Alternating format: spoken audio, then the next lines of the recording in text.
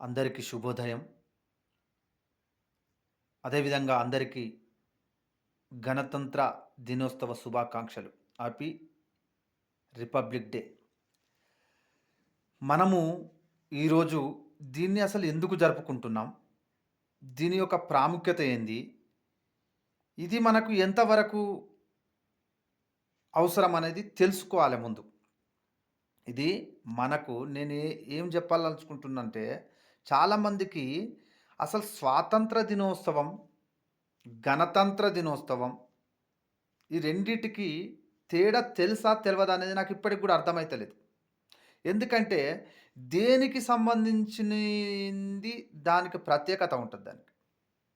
ప్రతి దాని గురించి కొంతమంది మహానుభావులు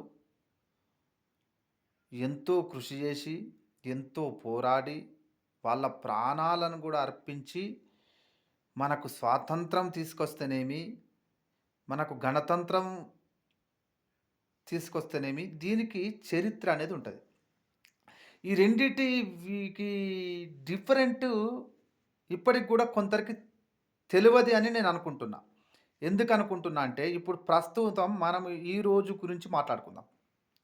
గణతంత్ర దినోత్సవం అనేది మనకు ఏ రోజు నుండి స్టార్ట్ అయిందంటే, 1950 జనవరి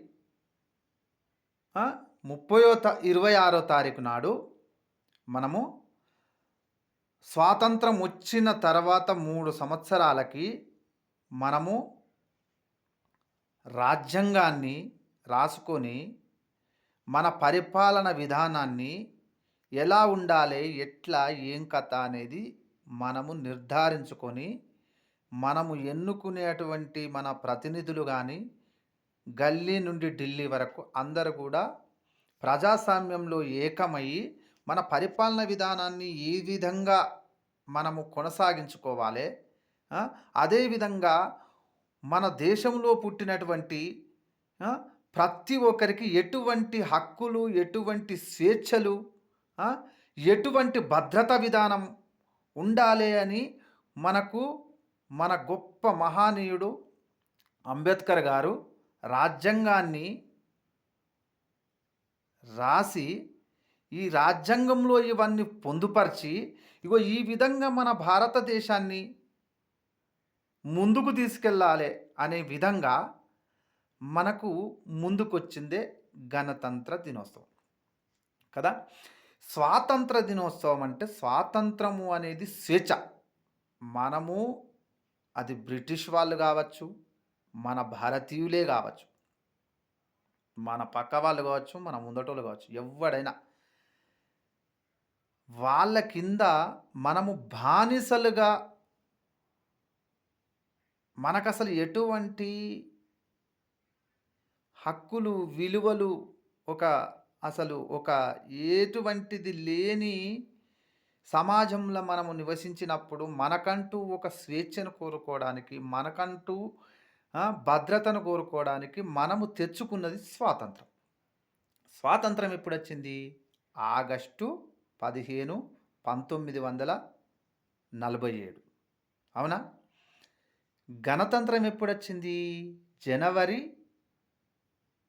26, 1950. మరి స్వాతంత్రము చాలామంది వీరుల త్యాగఫలం. దాన్ని మనము ఒకరి మీద డిపెండ్ చేయడానికి లేదు. గణతంత్రం అనేది కూడా కొంత కమిటీ ఏర్పరిచి, ఆ కమిటీని ముందుకు తీసుకెళ్ళి చాలా పెద్ద మొత్తంలో కృషి చేసినటువంటి వారు అంబేద్కర్ గారు కదా!